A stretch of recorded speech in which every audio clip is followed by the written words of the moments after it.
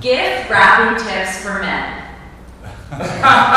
It is the time of year when we think back to the very first Christmas, when the three wise men, Gaspar, Balthazar, and Herb, went to see baby Jesus, and according to the book of Matthew, presented unto him gifts, gold, frankincense, and myrrh.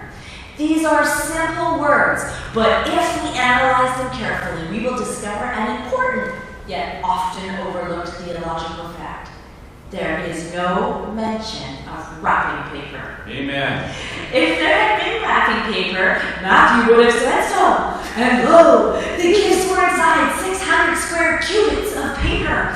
And the paper was festooned with pictures of Frosty the Snowman. And Joseph was going to throw it away. But Mary said unto him, she said, hold it. That is nice paper. Save it for next year. And Joseph did rolleth his eyes. And baby Jesus was more interested in the paper than the frankincense. But these words do not appear in the Bible, which means that the very first Christmas gifts were not wrapped. This is because the people giving those gifts had two very important characteristics. One, they were wise. Two, Amen. They were men. Men are not big gift wrappers. Men do not understand the point of putting paper on a gift just so somebody else can tear it off. Preach it. This is not just my opinion. This is a scientific fact based on a statistical survey of two guys I know. One is Rob, who said the only time he ever wraps a gift is if it is such a poor gift that I don't want to be there when the person opens it. The other is Gene, who told me he does wrap gifts, but as a matter of principle, he never takes more than 15 seconds per gift. No one ever had to wonder which present Daddy wrapped at Christmas, Gene said. They were the ones that looked like an enormous spitball. I also wrap gifts, but because of some defects in my motor skills, I can never completely wrap them. I can take a gift the size of a deck of cards and put it in the exact center of a piece of wrapping paper the size of a regulation volleyball court. But when I am done folding and taping, you can still see a sector of the gift peeking out. Sometimes I camouflage the sector with a marking pen. If I had been an ancient Egyptian in the field of mummies, the lower half of Pharaoh's body would only be covered by Scotch tape. On the other hand, if you give my wife a 12-inch square of wrapping paper, she can wrap a C-130 cargo plane. My wife, like many women, actually like wrapping things.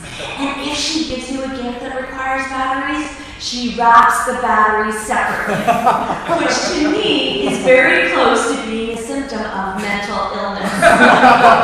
If it were possible, my wife would wrap each individual bolt.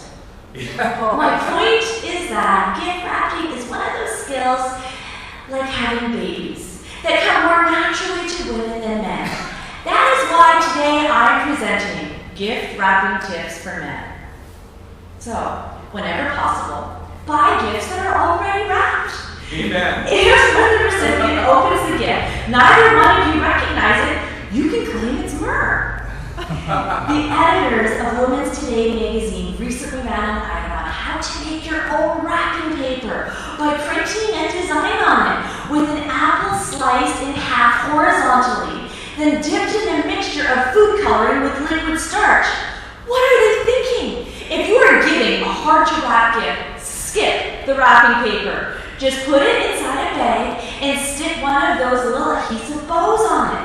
It creates a festival visual effect that is sure to delight the lucky recipient on Christmas morning. Your wife.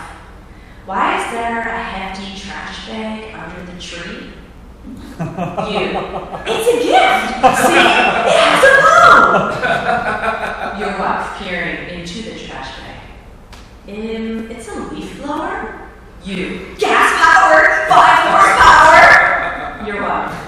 I want a divorce. You. I also got me some myrrh.